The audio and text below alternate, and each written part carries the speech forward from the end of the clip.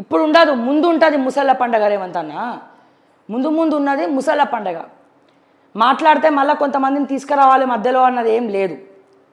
మీకు గుర్తుందో లేదో, మీ కాంగ్రెస్ పార్టీ కూడా ట్రోల్ చేసింది. కేటీఆర్ అసెంబ్లీ ఎన్నికల ముందు ఇంట్లో గణపతి పూజ జరుగుతూ ఉంటుంది, చెప్పులు వేసుకొని పూజలో, ఇంట్లో చెప్పులు వేసుకొని పూజలో పార్టిసిపేట్ చేస్తాడు. ఎవరు? కేటీఆర్. అంటే చాలామందికి ఉన్న డౌట్ ఏంటంటే, కల్వకుంట్ల చంద్రశేఖరరావు గారికి కేసీఆర్కు ఉన్నటువంటి భక్తి కేటీఆర్కి రాలేదు, మళ్ళీ హిమాంశుకు వచ్చింది, కానీ కేటీఆర్కి మాత్రం భక్తి లేదు అని చెప్పి మాట్లాడతారు. అదే టైంలో ఆ చెప్పులు వేసుకొని, నాకు తెలిసి వినాయక చవితి అప్పుడో ఎప్పుడో, నాకు గుర్తులేదు ఎగ్జాక్ట్గా, మీ కాంగ్రెస్ సోషల్ మీడియా కూడా మొత్తం ట్రోల్ చేసి పెట్టిందిగా. చెప్పులు వేసుకొని కేటీఆర్ పూజ చేసిండు. కానీ ఏమైంది తర్వాత? అసెంబ్లీ ఎన్నికల తర్వాత పవర్ పోవడమే మాత్రమే కాదు, అనేక రకాల కాంట్రవర్సీస్ మధ్యలో కేటీఆర్ గారు ఇరుక్కున్నారు.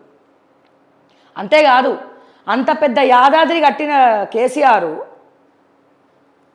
యాదగిరి గుట్ట కేసీఆర్ పోయినాడు, కేసీఆర్ సతీమణి పోయినాడు, కవిత పోయింది, హిమాంశు కూడా పోయిండు. కానీ ఇప్పటి వరకు కేటీఆర్ యాదగిరి గుట్టకు పోలే, లక్ష్మీ నరసింహస్వామిని దర్శనం చేసుకోలే, ఇప్పటి వరకు కూడా పోలే.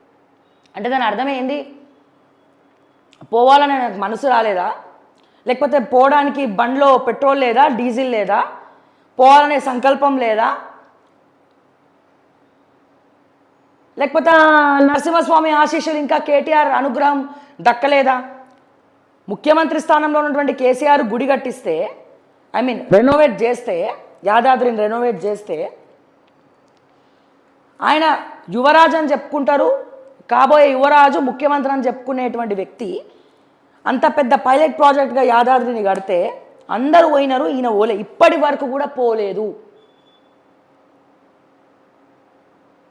మరి మేబీ అందుకే ఈయన చికాకులేమో. దయచేసి ఈ వీడియో కేటీఆర్ గారు కూడా చూడాలని కోరుకుంటున్నాను నేను. అందుకే ఇన్ని చికాకులు, ఇన్ని కాంట్రవర్సీస్ కూడా ఉండొచ్చేమో మరి మేబీ. మరి ఎందుకు బలికిస్తున్నాడో, నా ద్వారా బలికిస్తున్నాడు. ఇప్పటివరకు పోలే కేటీఆర్, ఎప్పుడు కూడా యాదగిరి గుట్టకు పోలే, యాదాద్రికి పోయి దర్శనం చేసుకోలేదు.